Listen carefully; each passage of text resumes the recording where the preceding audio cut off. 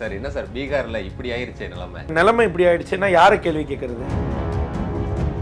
பீகார்ல எஸ்ஐஆரை நடத்தி வெற்றி பெறுவதுதான் அவர்களுடைய வெற்றியுடைய நோக்கம். அவருடைய வெற்றியுடைய யுக்தி ஒண்ணும் இல்ல, மக்கள் அலையெல்லாம் கிடையாது. பீகார்ல நடந்த வெற்றிய நேத்து நான் எல்லா ஊடகங்களையும் பேசும்போது பிஜேபி காரங்களே ஒத்துக்க மாட்டாங்க. நாங்களே எதிர்பார்க்கல சார், இவ்வளவு பெரிய வெற்றி வரும் நாங்க எதிர்பார்க்கல சார். எப்படின்னா தேர்தல் ஆணையம் அவ்வளவு பெரிய பரிசை இந்திய நாட்டு பிரதமருக்கும் பாஜக கட்சிக்கும் பீகார் மக்களை ஏமாற்றி இன்றைக்கு வெற்றியை கொடுத்திருக்கிறது.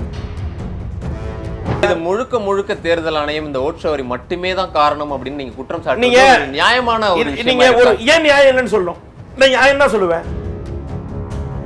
இந்த 89 லட்சம் கம்ப்ளைண்டும் 89 லட்சம் வாக்காளர்களும் காங்கிரசுக்கும் மற்றும் மகா கட்பந்தனுக்கும் வாக்களிக்க வேண்டிய வாக்காளர்களை நீங்கள் அதிகாரப்பூர்வமாக திட்டமிட்டு சதி செய்து நீக்கிவிட்டு பீகார் வெற்றியை கொண்டாடுவது என்றது இந்திய ஜனநாயகத்தின் சாவு மணி அடித்து விட்டு கொண்டாடுவதற்கான சமம் இந்த பீகாருடைய வெற்றி.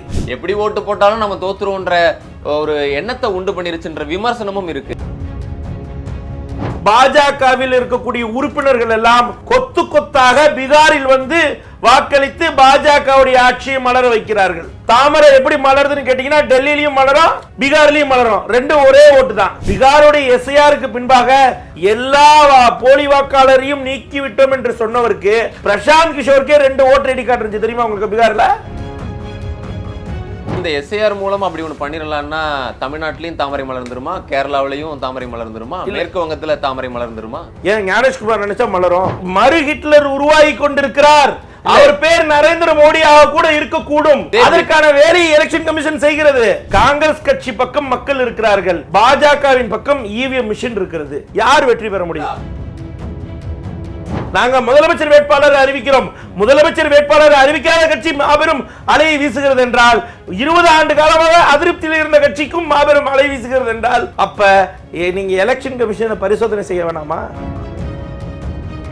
1,52,00,000 பெண்களுக்கு 10,000 ரூபாய் அந்த பீகாருடைய அரசு பணத்தை ஓட்டுக்காக கொடுத்திருக்கிறது இந்த நிதிஷ்குமார் அரசு. இதுக்கு துணை போய் இருக்கிறது பாஜக அரசு. சௌபாக்யா home and kitchen appliances. Everest easy chef ஆகுங்கள் சில நிமிடங்களிலேயே. குமுதம் நேயர்களுக்கு வணக்கம். இன்று நம்மோடு சிறப்பு நேர்காணலுக்கு சிறப்பு விருந்தினராக காங்கிரஸ் கட்சியின் செய்தி தொடர்பாளர் எஸ்ஆர்எஸ் இப்ராஹிம் அவர்கள் நம்மோடு இணைந்துள்ளார். அவரை நிகழ்ச்சிக்கு வரவேற்போம். வணக்கம் சார். வணக்கம். எப்படி சார் இருக்கீங்க? நல்லா இருக்கேன் சார். என்ன சார் பீகார்ல இப்படி ஆயிருச்சே நிலைமை? இல்ல, அதாவது பீகாருடைய தேர்தல் நேரத்துல நிலைமை இப்படி ஆயிடுச்சுன்னா யாரை கேள்வி கேட்கறது? இல்ல, காங்கிரஸ்க்கு ஒரு மிகப்பெரிய பின்னடைவா இருக்கு இது. அதாவது நீங்க ஒரு விஷயத்தை புரிஞ்சுக்கணும். பீகாருடைய தேர்தல் விவகாரத்தை பொறுத்தளவுக்கு நாங்கள் தோற்றிருக்கிறோம். பீகார் மக்களாகிய நாங்கள் தேர்தல் ஆணையத்தின் முன்பாக தோற்றிருக்கிறோம். நாங்கள் தோற்றிருக்கிறோம். காங்கிரஸ் கட்சி தேர்தல் ஆணையம் முன்பாக தோற்றிருக்கிறது. அவர்கள் செய்த சதி வேலைகளை நாங்கள் மக்களிடத்தில் காட்டியும் அந்த சதி வேலையை முறியடிக்காமல் இன்றைக்கு தேர்தல் ஆணையத்தின் கைப்பாவையாக வைத்துக் கொண்டிருக்கிற இந்திய நாட்டு பிரதமரும் உள்துறை அமைச்சரிடமும் நாங்கள் தோற்றிருக்கிறோம். இதில் மாற்றுக்கிறது இல்லை. ஏன்னா அவர்களுடைய சதி வேலை என்பது பீகாரில் எஸ்ஐஆரை நடத்தி வெற்றி பெறுவதுதான் அவர்களுடைய வெற்றியுடைய நோக்கம். அவருடைய வெற்றியுடைய யுக்தி ஒன்றும் இல்லை, மக்கள் அலையெல்லாம் கிடையாது. முழுக்க முழுக்க தேர்தல் அலை தான். மக்களிடமிருந்து எந்த செல்வாக்கையும் பெறாமல் நேரடியாக தேர்தல் ஆணையத்தை மட்டும் வைத்துக்கொண்டு தனக்கு தேவைக்கு ஏற்பார் போல அவர்களுடைய வாக்காளர் பட்டியலில் யாரெல்லாம் பாஜகவிற்கு வாக்களிப்பார்களோ அவர்களை மட்டும் வைத்துவிட்டு மீதி இருக்கக்கூடிய 69 லட்சம் வாக்காளர்களை நீக்கியதல்லாமல் எங்களுடைய தலைவர் பவன்கேரா அவர்கள் ஆகஸ்ட் 31 எஸ்ஐஆர் அன்றைக்கு 89 லட்சம் வாக்காளர்கள் காங்கிரஸ் வாக்காளர்கள் நீக்கப்படுகிறார்கள் என்று புகார் அளித்தும் தேர்தல் ஆணையம் கண்டுகொள்ளவில்லை. ஆனால் மாறாக இன்றைக்கு மாபெரும் இமாலய வெற்றி, அப்படியே இமாலய வெற்றி, பீகார்ல நடந்த வெற்றியை நேத்து நான் எல்லா ஊடகங்களையும் பேசும்போது பிஜேபி காரங்களே ஒத்துக்க மாட்டாங்க. நாங்களே எதிர்பார்க்கல சார், இவ்வளவு பெரிய வெற்றி வரும் நாங்கள் எதிர்பார்க்கல சார். எப்படின்னா தேர்தல் ஆணையம் அவ்வளவு பெரிய பரிசை இந்திய நாட்டு பிரதமருக்கும் பாஜக கட்சிக்கும் பீகார் மக்களை ஏமாற்றி இன்றைக்கு வெற்றியை கொடுத்திருக்கிறது. இல்ல, அவங்களே எதிர்பார்க்காத ஒரு வெற்றிங்கும் போது அது எப்படி தேர்தல் ஆணையம் மட்டும் அது வந்து பொறுப்பாயிடுமா? அதுல எஸ்ஐஆர்ல சில குளறுபடிகள் இருந்திருக்கலாம். ஆனா அவங்க சொல்றது கூட கம்ப்ளைண்ட் எதுவும் பெருசா ரைஸ் ஆகலையே வாக்காளர்கள்? நான் தான் இப்போ உங்கள்கிட்ட காமிச்சேன். 89 லட்சம் பேரை எங்களுடைய தலைவர் அவர்கள் அகில இந்திய தலைமையிலிருந்து 89 லட்சம் பேர் தேவையில்லாம நீங்க நீக்கிறீங்க. இவர்கள் எல்லாம் எங்களுடைய காங்கிரஸ் வாக்காளர்கள். நான் திரும்பி கூட காட்டுறேன். இந்த 89 லட்சம் கம்ப்ளைண்டும் 89 லட்சம் வாக்காளர்களும் காங்கிரசுக்கும் மற்றும் மகா கட்பந்தனுக்கும் வாக்களிக்க வேண்டிய வாக்காளர்களை நீங்கள் அதிகாரப்பூர்வமாக திட்டமிட்டு சதி செய்து நீக்கிவிட்டு பீகார் வெற்றியை கொண்டாடுவது என்றது இந்திய ஜனநாயகத்தின் சாவு மணி அடித்து விட்டு கொண்டாடுவதற்கான சமம் இந்த பீகாருடைய வெற்றி. நீங்க ஒரு விஷயத்தை புரிஞ்சுக்கணும். இன்றைக்கு தேர்தல் ஆணையம், இன்றைக்கு நிதிஷ்குமார் இந்திய நாட்டு பிரதமர், இந்த வெற்றி யாருக்கான வெற்றி? எல்லா மாநிலங்களையும் ஒரு மாநிலத்தில் வெற்றி பெற போகிறது என்றால் அந்த முதலமைச்சருடைய புகைப்படத்தை காட்டி இவர் தாங்க எங்க வேட்பாளர் என்று வாக்கு சேகரிப்பது உண்டு. அப்படி இல்லைன்னா தேசிய முகமாக இருக்கக்கூடிய ஏதாவது ஒரு கட்சி தலைவருடைய முகத்தை காட்டி வாக்கு சேகரிப்பதற்கான அடிப்படை முகாந்திரம் இருக்கிறது. ஆனால் இந்த பீகார் தேர்தலில் யாருடைய முகத்தை காட்டி இந்த முறை வாக்கு சேகரிக்கப்பட்டது? இந்திய நாட்டு பிரதமர் எங்கேயாவது ஒரு இடத்திலாவது நிதிஷ்குமார் அவர்கள் தான் முதலமைச்சர் வேட்பாளர் என்று சொன்னாரா? அல்லது இந்திய நாட்டுடைய பிரதமர் நரேந்திர மோடி அவர்கள் முன்னிலையில் தான் இந்த வெற்றி இருக்க போகுது என்பதை நிதிஷ்குமார் தான் உறுதிப்படுத்தினாரா?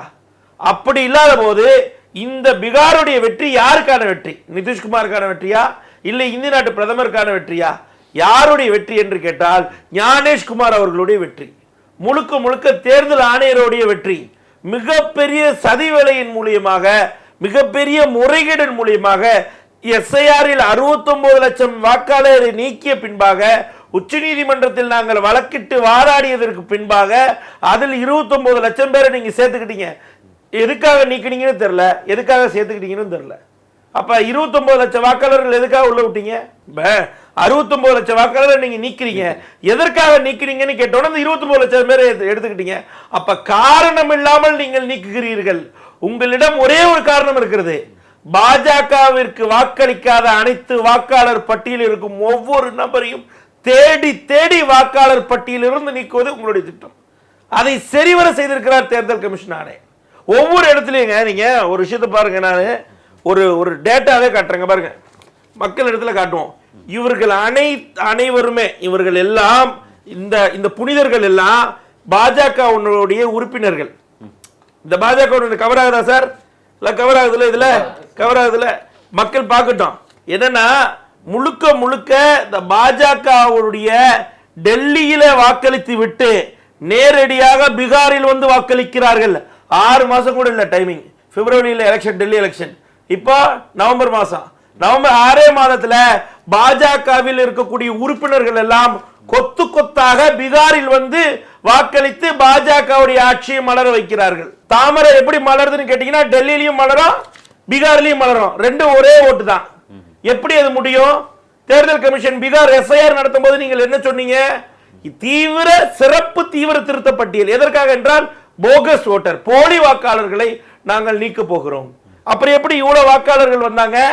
இவ்வளவு பேருக்கு இன்றைக்கும் epic ID, electoral photograph identity card இன்னைக்கு ஆக்டிவ்ல இருக்கு. பீகார் எஸ்ஐஆருக்கு பின்பாக நீங்க இதை அழுத்தம் திருத்தமா புரிஞ்சுக்கணும். பீகாருடைய எஸ்ஐஆருக்கு பின்பாக எல்லா போலி வாக்காளரையும் நீக்கி விட்டோம் என்று சொன்னவருக்கு பிரசாந்த் கிஷோருக்கே 2 ஓட்டர் ஐடி கார்டு இருந்துச்சு தெரியுமா உங்களுக்கு பீகார்ல? அப்படியே? ஆமா, பீகார்ல எஸ்ஐஆர்ல பிரசாந்த் கிஷோருக்கே இருந்துச்சு சார் 2 ஐடென்டி கார்டு. இணையதளத்தில் இருக்கு பாருங்க. அதுக்கு தேர்தல் ஆணையம் கேள்வி கேட்டிருக்கு. இப்படி பிரபலமானவர்களுக்கே இவ்வளவு பெரிய வாக்காளர் அட்டை இருக்கிறது என்றால் நீங்கள் நினைத்து பார்க்க வேண்டாம், ஒவ்வொரு பாஜக உறுப்பினர் எத்தனை போலி வாக்குகளை போட்டு இன்னைக்கு இமாலய வெற்றி 200க்கும் மேற்பட்ட தொகுதிகளை எப்படி நீங்க வெற்றி பெற்றிருக்க முடியும்? எங்க மகா கட்பந்தனுடைய வாக்கு சதவீதம் என்பது 20%. இவர்களுடைய பாஜக மற்றும் இவர்களுடைய இதர கூட்டணி சதவீதம் என்பது 26%. இப்படி பார்க்கும்போது கூட்டணின்னு வச்சு பார்த்தீங்கன்னா வெறும் 8% வித்தியாசம் தான் இருக்கிறது. இதையும் தாண்டி குறிப்பிட்டு சொல்ல போனால் வாக்குகளாக பிரித்து சொல்கிறேன், ஆர்ஜேடி மற்றும் மகா கட்பந்தன் எங்களுடைய கூட்டணிக்கு 1,85,00,000 வாக்குகள், பாரதிய ஜனதா மற்றும் ஐக்கிய ஜனதா தளத்துடைய கூட்டணி வாக்குகள் என்பது 1,80,00,000 வாக்குகள். 50 லட்சம் வாக்கு கம்மியா தான் பெற்றிருக்காங்க. அப்படி பார்த்தா ஏன் ஓட்டு வரேன்னு சொல்றீங்க? எங்க வாக்கு திருடப்பட்டிருக்கப்போ அப்ப பாருங்க 3 கோடி பேர் வாக்காளர்கள் வாக்கிடப்பட்டிருக்காங்கன்னு சொன்னேன். இவர்கள் எல்லாம் யாருக்கு வாக்களிச்சாங்கன்னு சொன்னா, வாக்களிச்சவங்க தான் டீட்டெயில் கிடைச்சிருச்சே. நாங்க தான் இவ்வளவு கொத்து கொத்தா ஆதாரம் காட்டுறோமே. வாக்களித்தவர் அனைவர்களும் பாஜக உறுப்பினர்கள் டெல்லியிலிருந்து வாக்களித்து விட்டு நேரடியா பீகாரில் வாக்களிக்கிறார்கள், உத்தரகாண்டிலிருந்து வாக்களித்து விட்டு நேரடியாக பீகாரில் வாக்களிக்கிறார்கள், மகாராஷ்டிரா மாடல் ஒரு மாடல் பெண்மணி வந்து இங்க வாக்களிக்கிறாங்க. இப்படி பல்வேறு மாடல்களை கூட்டிட்டு வந்து பீகார்ல வாக்களிக்க வச்சிருக்கிறாங்க. அதன் மூலியமாக கிடைத்த வெற்றி தான் இந்த வெற்றியை தவிர்த்து மக்கள் செல்வாக்கு என்பதே கிடையாது. மக்கள் செல்வாக்கு இருந்தால் அலை அலையாக வாக்கு திருட்டு யாத்திரை நடக்கும் போது எங்களோட தலைவர் 1400 கிலோமீட்டர் நடைபெறும் செஞ்சிருக்காரு. இது முழுக்க முழுக்க தேர்தல் ஆணையம் இந்த ஓட்சவரி மட்டுமே தான் காரணம் அப்படின்னு நீங்க குற்றம் சாட்டுறீங்க. நியாயமான ஒரு நீங்க ஒரு ஏன் நியாயம் இல்லைன்னு சொல்லணும். நான் என்ன சொல்லுவேன், 3 லட்சம் வாக்காளர்கள் இருக்காங்கல்ல, இவர்கள் நேரடியா எங்களுடைய தேர்தல் ஆணையத்திடம் நாங்க போய் கம்ப்ளைண்ட் கொடுத்துட்டு எங்களுடைய எதிர்க்கட்சி தலைவர் ராகுல் காந்தி தான் கடைசி நம்பிக்கை என்று உயிரற்று போன ஒரு செடிக்கு உயிர் பிடிப்பது போல வந்து நிக்கிறாங்க தேர்தல் ஆணையம் எங்களுடைய தலைவரிடம் கேக்குறாங்க. எங்க எல்லா அடிப்படை முகாந்திர ஆவணமும் இருக்கிறது, எதற்காக எங்களுடைய வாக்கு மறுத்தீங்க அப்படின்னு கேட்கும் போது இன்றைக்கு வரைக்கும் பீகார் எலெக்ஷனே முடிஞ்சிருச்சு, இன்றைக்கு வரைக்கும் இவர்களுக்கு ஏன் வாக்குரிமை அளிக்கப்படாமல் இருந்தோம் என்ற காரணத்தை தேர்தல் ஆணையம் கொடுக்கவே இல்லை. ஒரே விஷயம் சொல்லட்டுமா, பாஜகவுக்கு வாக்களிக்காத ஒரே ஒரு காரணம் தான் இவர்களுடைய வாக்காளர் அட்டையும் வாக்களிப்பதற்கான உரிமையும் பறிக்கப்பட்டது. அதைதான் எங்களுடைய தலைவர் சொல்கிறார். இந்த பீகார் தேர்தலிலும் நவம்பர் 6ஆம் தேதி தேர்தல் சார், நவம்பர் 5ஆம் தேதி தேர்தல் பத்திரிகையாளர் சந்திப்பில் சொல்றாரு, பீகார் தேர்தலில் மிகப்பெரிய சதி நடைபெற போகிறது, அந்த சதிக்கு பதில் சொல்லாமல் இந்த முறை பாஜக அரசும் ஞானேஷ்குமாரும் தப்பித்து விட முடியாது, நாங்கள் திட்டவட்டமாக இருக்கிறோம், இந்த தேர்தலை மிகப்பெரிய ஆய்வு கொடுத்தப்படுத்த போகிறோம், அந்த ஆய்வின் மூலியமாக யாருக்கெல்லாம் வாக்களித்திருக்கிறார்கள், எங்கிருந்தெல்லாம் வந்து வாக்களிக்கப்பட்டது என்ற இத்தனை ஆவணத்தையும் வைத்துக் கொண்டு கூட தேர்தல் ஆணையம் இது ஏற்க மறுக்கிறது. இது என்ன அடிப்படை ஜனநாயக திட்டமிடுதல்? இன்னொரு பக்கம் ராகுல் காந்தியினுடைய இந்த பிரச்சாரம், அதாவது ஓட் ஷோரின்னு சொல்லி அவர் பண்ண இந்த பிரச்சாரமே தான் காங்கிரஸ் தொண்டர்களே உற்சாகம் இழக்க செய்திருச்சுது. எப்படி ஓட்டு போட்டாலும் நம்ம தோத்துருவோன்ற ஒரு எண்ணத்தை உண்டு பண்ணிருச்சுன்ற விமர்சனமும் இருக்கு. இங்க பாருங்களேன், ஒரு விஷயத்தை புரிஞ்சுங்க. அதாவது மக்களுடைய கடமை, உங்களுடைய கடமை, என்னுடைய கடமை வாக்களிப்பது. சரியா? வாக்களிப்பது சரியாக போயிருக்கிறதா என்பதை உறுதி செய்யப்படுத்த வேண்டியது யாருடைய கடமை? தேர்தல் ஆணையத்துடைய கடமை. நாங்கள் சொல்கிறோம், திட்டமிட்டு பல்வேறு நபர்கள் பாஜக மற்றும் பாஜக உறுப்பினர்கள் நேரடியாக பீகாரில் வந்து பல்வேறு மாநிலங்களில் இருந்து வாக்களிக்கிறார்கள் என்ற சான்றை கொடுக்கும் போது நீங்கள் அதை ஏற்க மறுக்கிறீர்கள். ஏன்? அப்ப நாங்க வாக்களிக்கிற உரிமையை பறித்தது யார்? தேர்தல் கமிஷன். தேர்தல் கமிஷன் ஏன் பறிக்கணும்? ஏன்னா ஞானேஷ்குமாருக்கு இந்திய நாட்டு பிரதமரை அதிபராக ஆக்க வேண்டும். அந்த ஒற்றை புள்ளியை நோக்கிதான் இருக்கிற எல்லா மாநிலத்திலும் எஸ்ஐஆரை கொண்டு வருகிறார். எல்லா மாநிலத்திலும் எஸ்ஐஆர் ஏன் வருதுன்னா, எல்லா மாநிலத்திலும் பாஜக ஆட்சி மலர வேண்டும். இதுதான் அவர்களுடைய அடிப்படை கோட்பாடு திட்டம். இந்த எஸ்ஐஆர் மூலம் அப்படி ஒண்ணு பண்ணிடலாம்னா தமிழ்நாட்டிலையும் தாமரை மலர்ந்துருமா, கேரளாவிலையும் தாமரை மலர்ந்துருமா, மேற்கு வங்கத்துல தாமரை மலர்ந்துருமா? ஏன் ஞானேஷ்குமார் நினைச்சா மலரும்? இங்க பாருங்க, தேர்தல் கமிஷனர் சொல்றாரு 1951க்கு பின்பாக மிகப்பெரிய வாக்கு சதவீதம் கூடி இருக்கிறது. ஆனா தேர்தல் ஆணையம் 0 அப்பீல்ஸ்னு சொல்றாங்க. ஆதாரம் கூட வச்சிருக்கேன் பாருங்க, ஏனையில் வந்தது. சிஇசி ஞானேஷ்குமார் என்ன சொல்றாருன்னா, முழுக்க SIR with 0 appeal, highest own turn out since 1951. இந்தியாவுக்கே வழிகாட்டுதலாக இருந்திருக்கிறது பீகார் உடைய அரசு, பீகாருடைய எஸ்ஐஆர் என்று மிகப்பெரிய ஒரு வடிகட்டின பொய்ய சொல்றாரு. எங்களுடைய தலைவர் 89 லட்சம் வாக்காளர்களை, காங்கிரஸ் வாக்காளர்களை தேடி தேடி வாக்காளர் பட்டியலிருந்து நீக்கணும்னு ஆதாரத்தை காட்டிய போது 0 அப்பீல் சொல்றீங்களே, இது ஒரு பச்சை பொய். எவ்வளவு ஒரு கேலி கூத்தாக இந்த தேர்தல் ஆணையம் நடைபெறுகிறது. எங்க நம்மலாம் இந்த நேரத்தில் பதட்டம் அடைய வேண்டிய சூழ்நிலையில இருக்கிறோம். உங்களுடைய வாக்கு இருக்கா தெரியுமா? கன்ஃபார்மா? டவுட் இருக்கு, செக் பண்ணிக்கங்க. எனக்கு எஸ்ஆர் ஃபார்ம் இப்பதான் வந்திருக்கு. ஏன்னு கேட்டீங்கன்னா, நம்மளுடைய முதலமைச்சருக்கே சொல்லியிருக்காங்க, கணக்கீடு ஃபார்ம்ல 2 கொடுக்குறாங்கன்னு சொன்னாரு. நேத்து முதலமைச்சர் சொன்னார், எனக்கே குழப்பமா இருக்குன்றாரு. நம் தமிழ்நாட்டின் முதலமைச்சர் சொல்கிறார், இந்த எஸ்ஐஆர் என்பது மிகப்பெரிய முறைகேடாக இருக்கிறது, நாங்கள் இதில் எப்படி இந்த படிவத்தை நிரப்பணும்னு எனக்கே தெரியலன்னு சொல்றாரு. மெத்த படித்தவர்களுக்கே தெரியவில்லை என்றால் அன்றாடம் 500க்கும் 1000க்கும் 100க்கும் 200க்கும் கஷ்டப்படக்கூடிய ஏழை பாமர மக்களின் நிலைமை எவ்வாறு இருக்கும்? 100 நாள் வேலை திட்டத்தில் இன்னைக்கு வரைக்கும் காசு வரலன்னு புலம்பிட்டு இருக்கிற மக்கள் எஸ்ஆர் என்பதே தெரியாம இருக்கிறாங்க. எஸ்ஆர் என்றாலே என்பதே தெரியாம இருக்கக்கூடிய மக்களிடத்தில் நீங்கள் எப்படி எஸ்ஐஆரை பூர்த்தி படுத்தி, அது 1 மாசம், அது ஒரே மாசம் 30 நாள். உங்களுக்கு தெரியுமா, 2003ல எஸ்ஐஆர் நடைபெற்றது. இது எஸ்ஐஆர் என்பது புதிது கிடையாது. 1957க்கு பின்பாக 8 முறை நடைபெற்றிருக்கிறது. அதுல 2003 நடைபெற்ற போது அதுல ஒரு விதிமுறை இருந்தது.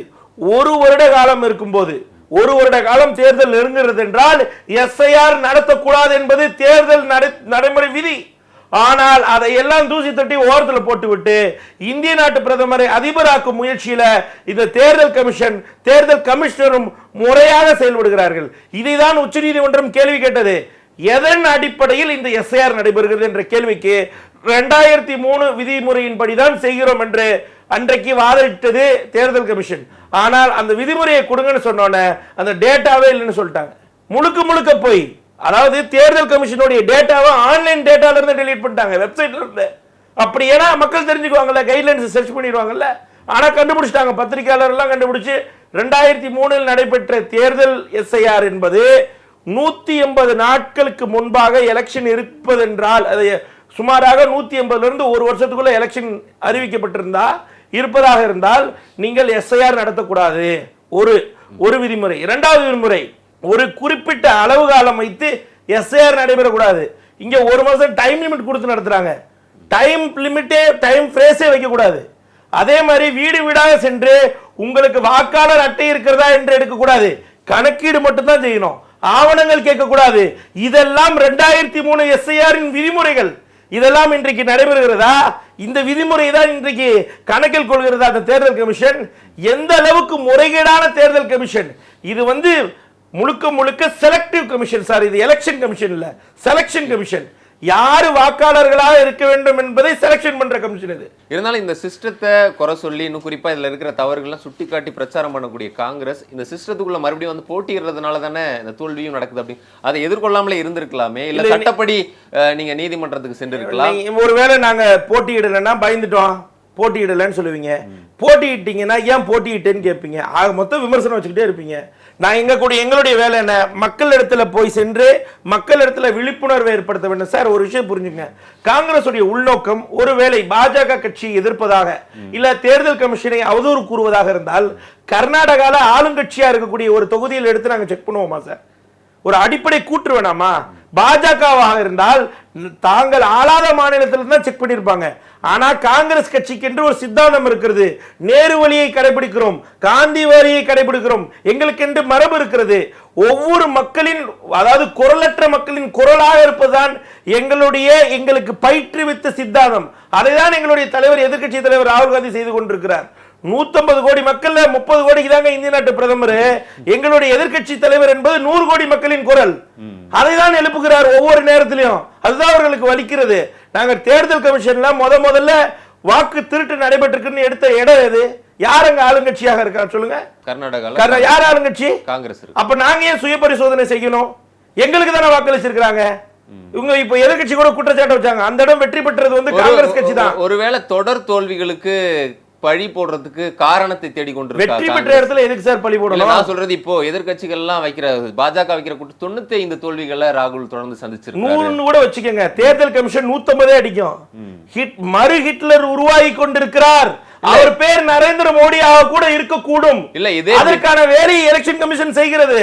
இல்ல, இதே பீகார்ல 20 ஆண்டுகளாக ராஷ்டிரிய ஜனதா தளமோ காங்கிரஸோ அங்க ஆட்சி கட்டில இல்ல, தொடர்ச்சியா நிதிஷ் வந்து எப்படியோ ஆட்சியில அமர்ந்துகிட்டு இருக்காரு. இந்த முறை கூட அவங்க கூட இவ்வளவு பெரிய வெற்றியை எதிர்பார்க்கல. நீங்க சொல்றது மாதிரி ஒரு 150 இடம் 160 இடம். பீகார், அதாவது பீகாருடைய வெற்றியை பாஜக காரர்களே ஆச்சரியம் ஊட்டு வகையில பாக்குறாங்க. அவங்களுக்கே ஹார்ட் அட்டாக் வருது பல பேருக்கு. ஏன்னா அது இவ்வளவு பெரிய வெற்றியா, இமாலய வெற்றியா? இது மாதிரி ஒரு ஸ்வீப்ப எங்கேயாவது பாஜக ஆளுகின்ற ஒரு மாநிலத்தில் காட்டுங்க இந்த பீகாருடைய எஸ்ஐஆருக்கு பின்பாக எடுத்த வெற்றி. ஆனா நீங்க அந்த தேர்தல் ஆணையம், இல்ல நான் கேட்ட கேள்விக்கு வந்திருக்கேன். பீகாருடைய எஸ்ஐஆருக்கு பின்பாக ஏதாவது ஒரு மாநிலங்கள்ல, ஏதாவது ஒரு குறிப்பிட்ட மாநிலங்கள்ல பீகார் இந்த பாஜகவுடைய ஆட்சியில ஏதாவது ஒரு மாநிலங்கள்ல இது ஒரு இமாலய வெற்றி காட்டுங்களேன். இருந்திருக்க முடியுமா? 20 ஆண்டுகள், நீங்க கேட்ட கேள்விக்கே வந்துருவோம். தொடர்ந்து 20 ஆண்டு காலமாக மிகப்பெரிய எதிர்க்கட்சி மனப்பான்மை, அதாவது ஆன்டி இன்கம்பன்சி இருக்கு. போனால் இன்னும் சொல்ல போனால் இவருடைய கூட்டணி கட்சியில் இருக்க சிராக் பஸ்வான் இருக்காருல்ல, அவர் சொல்றார் ஜூலை 6ஆம் தேதி சொல்றார், இந்த வருடம் ஜூலை 6ஆம் தேதி சட்டம் ஒழுங்கு என்பது மிகப்பெரிய சீர்கேடுகளில் உள்ளது, நிதிஷ்குமார் ஆட்சியில் மிகப்பெரிய ஆபத்து இருக்கிறது என்று சொன்னவர் இன்றைக்கு அவர்களுடைய கூட்டணியிலிருந்து 19 எம்எல்ஏ ஜெயிச்சிருக்கிறார். இல்ல அதை நீங்க ஒரு இன்னைக்கு தமிழக முதல்வர் கூட சொல்லியிருக்காரு, இந்த பீகார் தேர்தல் முடிவு அனைவருக்கும் ஒரு பாடமா அப்படின்னு சொல்லியிருக்காரு. இந்தியா கூட்டணி கட்சி தலைவர்கள் கூட அதுல இருந்து பாடம் எடுத்துக்கணும்னு சொல்லியிருக்காரு. அங்க பாத்தீங்கன்னா இந்த குற்றச்சாட்டுகள்லாம் இருந்தா கூட சிராக் பாஸ்வான்லாம் கூட்டணிக்குள்ள எடுத்துட்டு வந்ததே அவங்களுடைய பெரிய ஒரு முதல் வெற்றியா இருக்கு இல்லையா? ஆனா உங்க கூட்டணி ஒரு இன்டாக்டா இருந்துச்சுதா? நீங்க ஒரு 7-8 தொகுதிகள்ல ராஷ்டிரிய ஜனதா தளமும் போட்டியிடுது, காங்கிரஸும் போட்டியிடுது. இந்த மாதிரியான குளறுபடிகள்லாம் உங்க கூட்டணிக்குள்ள இருக்கு. ராஷ்டிரிய ஜனதா தளம் பிளவுபட்டு இருக்குது, அவரு சகோதரர் தனியா போயிட்டு நிக்கிறாரு. இதெல்லாம் மக்களுக்கு அப்படி பாத்தீங்கன்னா சிராக் பாஸ்வானுடைய லோக் ஜனசக்தியுடைய சித்தப்பா தனியா தான் இருக்கிறாரு. அதுல ஒன்றும் மாற்று கருத்து இல்லையா? இருந்தாலும் ஓரளவுக்கு அவர்கிட்ட தான் பெரிய அளவுக்கு கட்சி இருக்குது, மக்கள் இருக்காங்க போது இந்த முறை அவர் பெரிய வெற்றியை பெற்றிருக்காரு. லோக் ஜனசக்தி பாத்தீங்கன்னா ஒரு 19 இடங்கள் பெரிய வெற்றியா இருக்குது. அப்ப அதுல இருந்தெல்லாம் ஒரு பாடத்தை படிக்கிறதுன்றத காங்கிரஸோ இந்தியா கூட்டணியோ அதுல இருந்து எதுவும் பாடம் எடுத்துக்க மாட்டீங்களா? பாடத்தை எடுப்பதற்கு முன்பாக நோட்டாக்கு கிடைத்த அதே சதவீதத்துல 5 எம்எல்ஏ சீட்டை பெற்றிருக்க ஏஎம்எம் கட்சியை என்ன சொல்லுவீங்க நீங்க? நோட்டாவுடைய சதவீதம் 1.85%. அதே ஏஎம்எம் அதாவது ஓவைசி கட்சிக்கு கிடைச்ச சதவீதம் 1.85%. 5 எம்எல்ஏ எப்படி ஜெயிக்கிறாங்க சார்? என்ன சார் நடக்குது இந்த இந்திய திருநாட்டுல? இந்திய தேர்தல் திருவிழா, மாபெரும் மக்கள் பிரதிநிதியாக ஜனநாயக நாடு என்று நீங்களும் நானும் மார்த்தட்டி கொள்கிறோம். மிகப்பெரிய உலகமெங்கும் பார்த்து கொண்டிருக்கிற தேர்தல் திருவிழால இவ்வளவு பெரிய முறைகேடு நடைபெறுகின்ற ஒரு குற்றச்சாட்டை வைக்கிறோம். அதுக்கு ஆதாரத்தை கொடுக்கிறோம். நாங்க கொடுக்கிற ஆதாரம் எல்லாம் தேர்தல் கமிஷனால் இறுதி செய்யப்பட்ட வாக்காளர் அட்டையை வச்சுதான் கொடுக்கிறோம். அதற்கு பதிலளிக்காமல் இன்றைக்கு தேர்தலை நடத்துகிறது இந்த எலெக்ஷன் கமிஷன் என்றால் நீங்களும் நானும் சட்டையை பிடிச்சி கேட்க வேண்டியது தேர்தல் கமிஷனர். இந்த வெற்றி என்பது முழுக்க முழுக்க தேர்தல் கமிஷனால் எடுக்கப்பட்ட வெற்றி தான். தேர்தல் கமிஷன், இந்த எஸ்ஐஆர் இதெல்லாம் விவாதத்துக்குரியது அப்படின்னு நீங்க கேட்ட கேள்விக்கு முதல் கேள்விக்கே வரேன். என்னன்னா நீங்க என்ன சொல்றீங்க, காங்கிரஸ் கட்சி இதை சுய பரிசோதனை செய்யக்கூடாதா? இதுதான் உங்களுடைய மையப்புள்ளி. நாங்க சுய பரிசோதனை செய்யறோம். வாக்கு அதிகார யாத்திரான்னு நடத்தினோம். மக்கள் இடத்துல பேரணி இருந்துச்சு. மக்கள் இடத்துல மிகப்பெரிய மொமெண்டம் வந்துச்சு. இன்னும் சொல்ல போனா தேர்தல் வியூக வகுப்பாளர் பிரசாந்த் கிஷோர் என்ன சொன்னாரு, 25 இடங்களுக்கு மேலாக ஒருவேளை நிதிஷ்குமார் வெற்றி பெற்றால் நான் அரசியலை விட்டே வெளியே போறேன்னு சொன்னாரு. இங்க திராவிட முன்னேற்ற கழகத்துக்கு அவர் தான் அட்வைசரா இருந்தாரு, மிகப்பெரிய இடத்தை பிடிச்சாரு. இவர்களுடைய வியூகம்லாம் ஏன் தோற்று போனது? ஏன் சார் தோத்து போனது? அவர் தானே சார் வைஎஸ்ஆர் கொண்டு வந்தாங்க. ஜெகன்மோகன் ரெட்டி ஆந்திராவில் அமர வைத்த வியூ அமைப்பாளர் அவர் தானே. ஏன் அவர்களுடைய வியூகம் எல்லாம் தோற்று போனது? காரணம், அவர்களை விட தேர்தல் கமிஷன் தெளிவாக வியூகம் அமைத்திருக்கிறது. நீங்க எங்க போனீங்கன்னா கடைசியில ஓட்டு எங்க போடுவீங்க? இவிஎம்ல தான் போடுவீங்க, மிஷின்ல தான் போடுவீங்க. மிஷின் அவங்க கண்ட்ரோல், மக்கள் உங்க கண்ட்ரோல். காங்கிரஸ் கட்சி பக்கம் மக்கள் இருக்கிறார்கள், பாஜகவின் பக்கம் இவிஎம் மிஷின் இருக்கிறது. யார் வெற்றி பெற முடியும்? அப்படி பார்த்தா யார் வெற்றி பெற முடியும்? பார்த்தா போன தேர்தலிலேயே தனி அறுதி பெரும்பான்மையோட பிரதமர் அவர்கள் ஆட்சி அமைச்சிருக்கணும்ல பாஜக. ஆனா அதுக்கே நிதிஷ்குமாருடைய சப்போர்ட் தேவைப்படுது, நாயுடுடைய சப்போர்ட்லாம் தேவைப்படுது இல்ல? இல்ல அப்ப அது எப்படி எல்லாத்தையுமே தேர்தல் ஆணையத்து ஒரு விஷயத்தை புரிஞ்சுக்கங்க. காங்கிரஸ் முக்து பாரத் என்று சொன்ன இடத்துல, 400 பார் என்று சொன்ன இடத்துல 200 பாரே நீ தொட்டனா பெரிய விஷயம்னு கொண்டு வந்து வைத்தது எங்களுடைய ராகுல் காந்தி தலைவர். இது நீங்களும் நானும் ஜனநாயக ஒரு குடிமகனாக ஏற்றுக்கொள்ளணும். ஒன்னா. ரெண்டாவது, காங்கிரஸ் தன்னை சுய பரிசோதனை செய்ய வேண்டும். அதுல மாற்று கருத்தே கிடையாது, எல்லாருக்கும் உண்டு. எங்களுடைய கர்நாடக துணை முதலமைச்சர் நேற்று கூட அறிக்கை கொடுத்திருக்கிறார், நாங்கள் சுய பரிசோதனை செய்வோம். அதற்கென்று தேர்தல் கமிஷன் செய்யறதெல்லாம் விட்டுட்டு போயிடலாமா? தேர்தல் கமிஷனுடைய முறைகேடை விட்டு விடலாமா? அது கேள்வி எழுப்பணும்ல, அதுதான் நாங்க கேள்வி கேட்கிறோம். இல்ல நான் என்ன கேட்கிறேன் அப்படின்னா, தொடர்ந்து இந்த ஓட்சுவாரி எஸ்ஐஆர் இதெல்லாம் குற்றச்சாட்டுகள் விமர்சனங்கள்லாம் வச்சுக்கலாம். ஆனா தொடர்ந்து அதை மட்டுமே பிரதானப்படுத்தி போறதுன்னு இருக்குல்ல. இப்போ நீங்க இந்த சைடு சொல்றீங்க அவங்க முதல்வர் வேட்பாளரே இல்லாம போனாங்க, ஆனா ஜெயிச்சிட்டாங்க. ஏன்னா அவங்க 101 இடம் 101 இடம்ட்டு பேசிக்கிட்டாங்க, ஒரு இணக்கமா இருந்துச்சு. சிராஜ் பாஸ்வான் வர அழைச்சிட்டு வந்துட்டாங்க. இப்படி எல்லாம் இருக்குது. ஆனா உங்க கூட்டணிக்குள்ள பாத்தீங்கன்னா எத்தனை இடம் உனக்கு எத்தனை, இந்த பங்கீடு வரதுக்கு முன்னாடி ஆர்ஜேடி அவங்க ஒன்னு அறிவிக்கிறாங்க, நீங்க ஒரு பக்கம் அறிவிக்கிறீங்க. 7-8 தொகுதிகளில் நட்பு போட்டின்னு சொல்லி நீங்களே போட்டிடுறீங்க. இதெல்லாம் வாக்களிக்கக்கூடிய மக்களுக்கு என்ன குழப்பத்தை ஏற்படுது? இந்த கருத்தை நான் ஒரு காங்கிரஸ் தொண்டனாக அடிப்படையாக ஏற்றுக்கொள்கிறேன். இதுல மறுத்து எல்லாம் பேசுறேன். ஏன்னா மக்கள் பாக்குறாங்க, மக்களுக்கு தெரியும் இந்த குளறுபடிகள்லாம் இருந்துச்சு. ஆனா இதை விட ஒரு குளறுபடிகளை பாஜக செய்யும் போது எப்படி வெற்றி பெற முடியுது? இதான் கேள்வி. நாங்க தப்பு பண்றோன்னே வச்சுக்கிறோம் சார். ஆனா அவங்க எங்களை விட தப்பு செய்யறவங்க அதிகமான வெற்றி எப்படி எடுக்கிறாங்கன்றதா கேள்வி. நாங்க தப்பு பண்றோன்றக்காக அவங்கள சரி சொல்லவில்லை. எங்களுடைய தவறை நாங்கள் ஒப்புக்கொண்டு நாங்கள் சரி செய்து வருகிற நேரத்துல ஒரே ஒரு எடுத்துக்காட்டு கூட அதுக்கு சொல்றேன். என்னன்னா, முதலமைச்சர் வேட்பாளர் யார் என்று அறிவிப்பதில் இன்றைக்கு வரைக்கும் இன்னைக்கு இப்ப தேர்தல் அறிவிக்கப்பட்டாச்சு, தேர்தலுடைய இறுதி முடிவுகள் எல்லாம் வந்தாச்சு. முடிந்த பின்பும் இன்றைக்கு வரைக்கும் யார் முதலமைச்சர் வேட்பாளர் என்பதை இன்றைக்கு வரைக்கும் பாஜக அறிவிக்கவில்லை. மாறாக எக்ஸ்தரத்துல இவர்தான் முதலமைச்சர் வேட்பாளர் நிதிஷ்குமார் என்ற எக்ஸோடைய பதிவை நீக்கிட்டாங்க. அப்படிப்பட்ட நிலைமையில கூட இன்றைக்கு பாஜக வெற்றி பெறுகிறது. நாங்கள் ஒரு மாதத்துக்கு முன்பாகவே அசோக் கெலாட் நேரடியாக சென்று முதலமைச்சர் வேட்பாளர் தேஜஸ்வி யாதவ் என்று அறிவித்து, துணை முதலமைச்சர் வேட்பாளராக ஒரு மீனவ சமுதாயத்தை சார்ந்த சகானி அவர்களை அறிவித்து தெல்ல தெளிவாக ஒரு திட்டத்தை தீட்டும் போது இதெல்லாம் அறிவிக்காத ஒரு இடத்துல பாஜக மாபெரும் அலை வெற்றி பெறுகிறது என்றால், இதெல்லாம் அறிவித்த நாங்கள் ஏன் வெற்றி பெறவில்லை? ஏனென்றால் முழுக்க முழுக்க இவிஎம்மோ எலெக்ஷன் கமிஷனோ போல் மேனேஜ்மெண்ட் சிஸ்டமோ முழுக்க விலை போய்விட்டது. நாங்க எவ்வளவு கஷ்டப்பட்டு மக்களிடத்துல வாக்கு அதிகார யாத்திரா, தொடர்ந்து யாத்திரா, மக்களுக்கு விழிப்புணர்வை கொண்டு சென்றாலும் ஓட்டு போடுற இடத்துல நீங்க போடுற ஓட்டு காங்கிரஸ் கட்சிக்கு தான் போகுதா என்பதை யார் உறுதி செய்வது? ஒரு எடுத்துக்காட்டே சொல்றேன். விவிபேட்ல சமஸ்திபூர்ன்ற ஒரு ஊர்ல விவிபேடோட ஒப்புகை சுட்டி கீழே கிடக்குது சார். இங்க கூட ஆதாரமா வச்சிருக்கேன் பாருங்க. என்டிஎல் உங்களுக்கு தெரியும், தேர்தல் நடத்தை விதிமுறை இருக்கும்போது எக்காரணத்தை கொண்டோம் எந்த ஒரு தொலைக்காட்சியும் இந்த கட்சி முன்னாடி வருது இந்த கட்சி பின்னாடி வருதுன்னு அறிவிக்க கூடாது. அதுவும் அரசு தொலைக்காட்சி அறிவிக்கலாமா? டிடி நியூஸ் அறிவிக்கிறாங்க. முதல் தேர்தலின் முதல் கட்ட தேர்தலில் NDA leads in the first phase, the wave continues in the second phase too. பாருங்க தலைப்பு பாருங்க. டிடி நியூஸ் அரசு தொலைக்காட்சி அறிவிக்கிறது முதற்கட்ட தேர்தலில் மிகப்பெரிய அலை வீசுகிறது என்டிஏக்கு, இரண்டாம் கட்ட தேர்தலிலும் வீசும் என்றாங்க. எப்படி சார்? எப்படி அது? எப்படி டெல்லியில் நேற்று தேர்தல் முடிவுகள் அறிவிக்கப்படுவதற்கு முன்பாகவே டெல்லியில் இருக்கக்கூடிய பாஜக தலைமையகத்துக்கு ஒரு அறிவிப்பு வருது.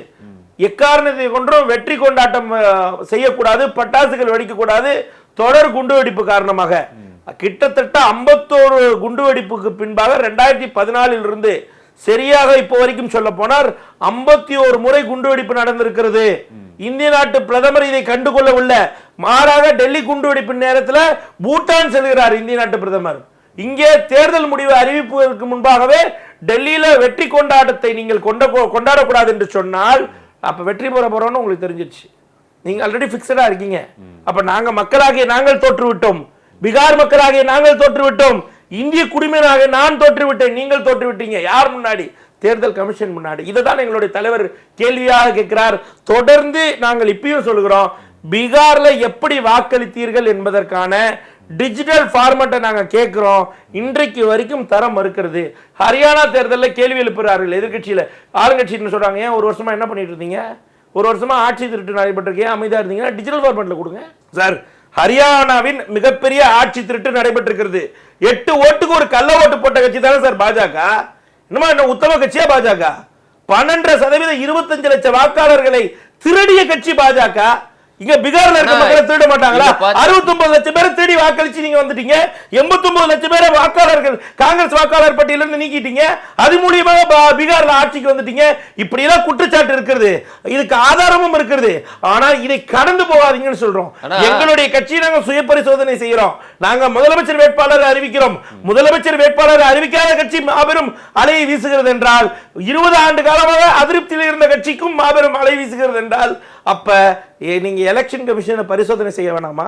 எலெக்ஷன் கமிஷனா பரிசோதனை பண்ணிக்கிறதுல எங்களுக்கு மாற்று கருத்து இல்ல. ஆனா நான் என்ன கேட்கறேன்னா, இப்பவும் பாத்தீங்கன்னா ஓட் பர்சன்டேஜ்ல போன தடவைக்கு இந்த தடவைக்கு பெரிய வித்தியாசம் இல்ல. போன தடவை பாத்தீங்கன்னா நெருக்கத்துல தான் தோல்வியை வந்து ராஷ்டிரிய ஜனதா தளமோ காங்கிரஸோ கோட்டை விட்டு இருந்தீங்க. ஆனா இந்த தடவை அது பெரிய அளவுல ஒரு 10% வந்து பாஜக ஜேடியு கூட்டணிக்கு வந்து விழுந்திருக்குன்றது காரணம் எடுத்து பார்த்தோம்னா, அப்ப தனிச்சு நின்ற ஜிராக் பாஜ்வான் இப்ப உள்ள வந்திருக்காரு. அப்போ ஒரு 135 இடங்கள் நின்னா ஒரு 10% கிட்ட வாங்கியிருக்காரு.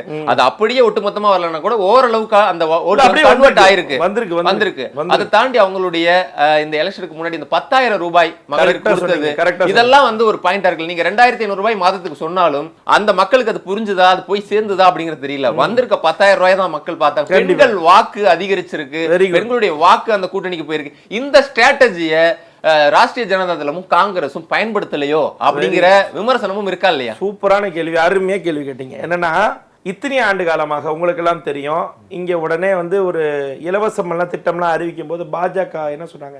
ரவுடி கல்ச்சர் சொன்னாங்களா? ஃப்ரீபீஸ் கொடுக்கறத பத்தி என்ன சொன்னாங்க? இதே அமித்ஷா அவர்கள் என்ன சொன்னார்கள்? உங்களிடம் இலவசத்தை வாரி வாரி கொடுத்து விட்டு உங்களை வாக்குகளை திருடி வருவார்கள் சொன்னவங்க இவங்க. ஆனா மகாராஷ்டிரால லட்கி ஆவாஸ் யோஜனான்னு சொல்லி 2500 அறிவிக்கிறாங்க. இது ஒரே பேட்டர்ன் பாருங்க, சேம் பேட்டர்ன். மகாராஷ்டிராவில் அன்றைக்கு சாயங்காலம் தேர்தலுடைய நாட்கள் அறிவிக்கப்படுகிறது எலெக்ஷன் கமிஷன் மூலியமாக, காலையில் 2500 அதே சேம் பேட்டர்ன் இங்கே பீகார் எலெக்ஷனில் சாயங்காலம் தேர்தல் ஆணையம் அறிவிக்க இருக்கிறது காலையிலேயே 10,000 எல்லா அக்கௌண்ட்டுக்கும். அது எவ்வளோ பேர் கொடுத்துருக்காங்க தெரியுமா? 1,52,00,000 பெண்களுக்கு 10,000 ரூபாய் அந்த பீகாருடைய அரசு பணத்தை ஓட்டுக்காக கொடுத்திருக்கிறது இந்த நிதிஷ்குமார் அரசு. இதுக்கு துணை போய் இருக்கிறது பாஜக அரசு. இதை விட ஒரு மாடல் கோட் ஆஃப் வயலேஷன் என்னவென்றால், அதாவது தேர்தல் நடத்தை விதிமுறையில மிகப்பெரிய வயலேஷன் நடந்திருக்கு. என்னன்னா, அறிவிக்கப்பட்டது என்பதோ ஆகஸ்ட் 4ஆம் தேதி தான், ஆனா பணத்தை 4 கட்டமா கொடுக்குறாங்க. முதல் கட்டம் அக்டோபர் 6ஆம் தேதி ஒண்ணு கொடுக்குறாங்க, அக்டோபர் 28ஆம் தேதி கொடுக்குறாங்க, நவம்பர் 6ஆம் தேதி கொடுக்குறாங்க. முதல் கட்ட தேர்தல் அன்னைக்கு முதல் நாள் கொடுக்குறாங்க. முதற்கட்ட தேர்தல் முடிந்த பின்பாக நவம்பர் 11ஆம் தேதி கொடுக்குறாங்க. கேட்டா கவர்மெண்ட் ஸ்கீமா. இதை 2009 அப்படியே போங்க, கலைஞருடைய ஆட்சி நேரத்தில் அன்றைக்கு இருந்த தேர்தல் கமிஷனர் டிவியை கொடுத்ததற்கு உடனே அந்த டிவி என்பது இலவச திட்டமாக வாக்குகளை மறைமுகமாக சேகரிப்பதற்கு இருப்பதாக கூறி அந்த திட்டத்தை நிறுத்தி வைத்த சீஃப், அப்படிப்பட்ட புனிதமான சீஃப் எலக்டோரல் கமிஷனர்லாம் இருந்தாங்க, தேர்தல் ஆணையர்கள் எல்லாம் இருந்தார்கள். இது போன்ற சதி வேளையில இந்திய நாட்டு பிரதமருடைய கைப்பாவையாக இருக்கக்கூடிய ஒரு தேர்தல் கமிஷனரை இந்த இந்திய சுதந்திர வரலாற்றில் யாரும் கண்டிராதவாறு மிகப்பெரிய ஒரு மோசடி பேர்வழியாக இருக்கிறார் இந்த தேர்தல் ஆணையர். அதன் காரணமாக கிடைத்த வெற்றி தான். அதையும் தாண்டி சொல்ல போனா, இத்தனை ஆண்டு காலமா உங்களுக்கு தெரியும், தீபாவளிக்கு ஸ்பெஷல் ட்ரெயின் கிடையாது. நம்ம இங்க இருந்து கள்ளழகருடைய தேர்தலுக்கு போகணும்னா ஸ்பெஷல் ட்ரெயின் கிடையாது. ஆனா பாஜக வாக்களிக்கணும்னா மட்டும் அங்க இருந்து ஸ்பெஷல் ட்ரெயின் அனுப்புறாங்க. ஹரியானாவிலிருந்து நேரடியாக பீகார் மக்கள் வாக்களிப்பதற்கு தனி ட்ரெயின், ஸ்பெஷல் ட்ரெயின் வச்சு அனுப்புறாங்க சார். எப்படிங்க பாருங்க, இந்திய நாட்டு பிரதமர் தான் கொடியாட்டுவார் பாஜகவுக்கு. பாருங்க, அங்க இருக்கக்கூடிய பாஜக பிரமுகர்கள் ஆக்குறாங்க டிக்கெட். பாருங்க, அங்க இருக்கக்கூடிய மக்களுக்கு கொடுக்குறாங்க, பீகார் மக்களுக்கு. இது தேர்தல் நடத்தை விதிமுறைக்கு அப்பாற்பட்டது இல்லையா? இதெல்லாம் என்ன ஒரு கேலி கூத்து. அந்த மக்களிடத்துல போய் டிவியில யூடியூப்ல இருக்கு, செக் பண்ணி பாருங்க. மக்களிடத்துல கேள்வி கேட்கிறாங்க, யார் சார் உங்களை அனுப்புறான்னு கேட்டா, நரேந்திர மோடி அனுப்புகிறார் என்று சொல்கிறார்கள். பாஜக அனுப்புகிறது. எங்களை வாக்களிப்பதற்காக பீகாருக்கு இலவச ட்ரெயின் டிக்கெட் புக் பண்ணி அனுப்புறாங்கன்னு சொல்றாங்க. இதை விட தேர்தல் முறைகேடு என்ன இருக்க முடியும்? மக்கள் இடத்துல வைக்கிறோம், மக்கள் தான் பதில் சொல்லணும். அன்றைக்கு எங்கள் தலைவர் சொன்னார், மக்கள் மன்றத்தில் தான் வைக்க முடியும். ஏனென்றால் அனைத்து சட்டத்தையும் மூடிவிட்டது, இருக்கிற எல்லா சட்டத்தையுடைய கதவுகள் எல்லாம் மூடி வைத்து விட்டுதான் இப்படிப்பட்ட திருட்டை தேர்தல் ஆணையமும் பாஜகவும் செய்து வருகிறது.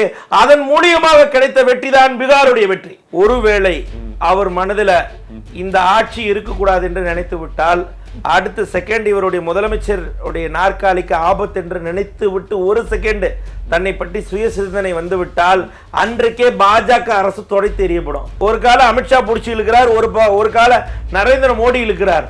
ஏன் இந்த அளவுக்கு அவர்களுக்கு அச்சுறுத்தலாக இருக்கிறது என்றால், இன்றைக்கு இந்திய நாட்டு பிரதமருடைய ஆட்சி கட்டில் 2 கால் ஒன்னு ஆந்திராவோடது, ஒன்னு பீகாரோடது. இதுல ஒன்னு கலண்டுச்சுன்னா கூட அவருடைய ஆட்சி கட்டில் கவுந்து விடும். அதுல ரொம்ப தெளிவாக இருக்கிறார். எக்காரணத்தை கொண்டும் அதிகார பகிர்வு. ஒவ்வொரு காங்கிரஸ் கட்சி தொண்டனும் சுயமரியாதையின் அடிப்படையில் தான் வாழ்ந்து கொண்டிருக்கிறார். நாங்கள் ஆட்சி அதிகாரத்தில் இல்லை என்றாலும் எங்களுக்கென்று சுயமரியாதை இருக்கிறது. சுயமரியாதை இல்லாத இடத்தில் நாங்கள் இருக்க போவதில்லை, அதுல தெளிவாக இருக்கிறோம். இந்த முறை அதிகார பகிர்வை நோக்கி தான் தமிழகத்துடைய ஒரு கூட்டணி அமையும். பாருங்க, திமுக விட்டா காங்கிரஸ்க்கு வேற என்ன சாய்ஸ் இருக்கு? ஏன் இல்ல? அப்ப தாவேக்காவோட போவீங்க? ஏன் அதிமுக கூட போக மாட்டாங்க? அங்க இருக்கு, அங்க இருந்து பாஜக வெளியே போயிட்டாங்கன்னா ஒருவேளை தாங்க வந்ததுக்கு அப்புறம் பாஜகவுடன் என்றைக்கும் தாவேக்கா கூட்டணி போகாது. இந்த முறை 2026 சட்டமன்ற தேர்தல் வேட்பாளர் யார் என்பதை தேர்வு செய்யக்கூடிய தேர்தலில் விஜய் முதல்வர் வேட்பாளராக இருக்கலாம். 29ல பாஜக சித்தாந்தம் தெரியும்னா யாருக்கு நீங்க வாக்களிப்பீங்க? இப்ப யாருக்கு ஆதரவு கொடுப்பீங்க? விஜய் அப்ப இந்தியா கூட்டணிக்கு வருவாரு. நீங்க அதெல்லாம் பொறுத்திருந்து பாருங்க, மக்களுக்கு தெரிஞ்சுக்குவாங்க, மக்களுக்கு தெரியலாம். சௌபாக்யா home and kitchen appliances. Everest easy chef. Chef ஆகுங்கள் சில நிமிடங்களிலேயே.